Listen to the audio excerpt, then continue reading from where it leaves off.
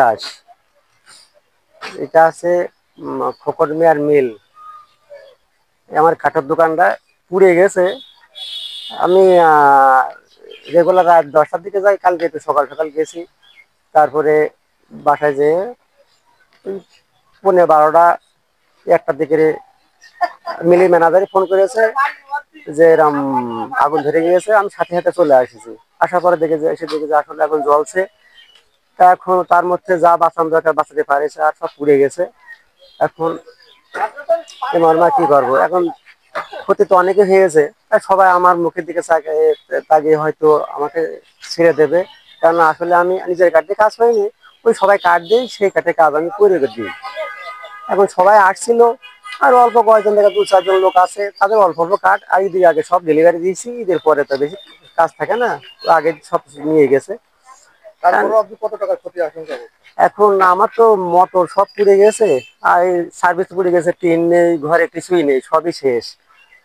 এখন সব মিলে তো 5 লাখ টাকা তো ক্ষতিগ্রস্ত দেখা যাচ্ছে আর কি। কেননা ইলেকট্রিক সার্ভিসের মিটার নাই, সার্ভিস নিতে হবে।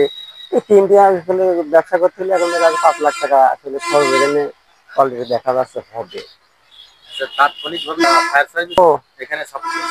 হ্যাঁ, এখানে ফায়ার সার্ভিস আমি যখন আসি তখন বলছি যে ফোন করো, সবার কাছে বলছি, আমার কাছে ফোন নাম্বার ছিল না। তা আমার এই যে পাশে আছে আমার ভাইবোরা আছে, এরা ফোন করেছে। তা আসতে একটু লেট হয়েছে, তারপরেও ভাই চলে এসে। আসার পরে চেষ্টা করে আগুন থামাইয়েছে। থামানোর পরে পানি তো হয়নি, পরে আবার পানি নিয়ে এসে আবার করে বেশ একটা পরিবেশ করে চলে গিয়েছে। আর আমরা একটু বালতিতে জল টল টেনে গুছাইছি। হ্যাঁ, এইভাবে যা হোক মোটামুটি আগুনটা নিয়ন্ত্রণ হয়ে গেছে, এই আর কি।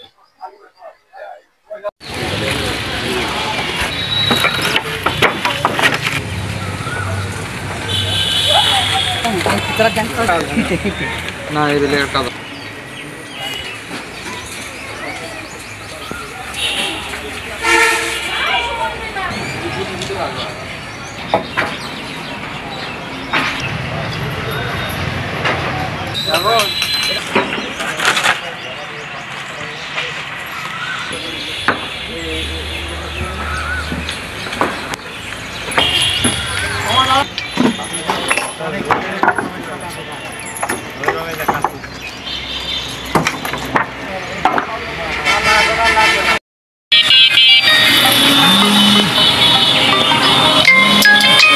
পাওয়ার পরে একটা নয়তো সংবাদ পাওয়ার পর আমরা একটা 10-10-এর আগে আমরা বেরোয় গেছিলাম।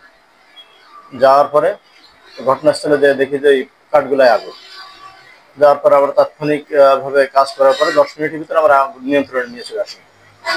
আনার পর আমাদের যে টিনের ঘর থাকার কারণে ওই আগুনটা চাপা পড়ে যায়। চাপা পড়ার পরে আমাদের ওইটা টিন অপসারণ করতে দেয় আমাদের সে একটু বেগপতি হয়েছে আর কি।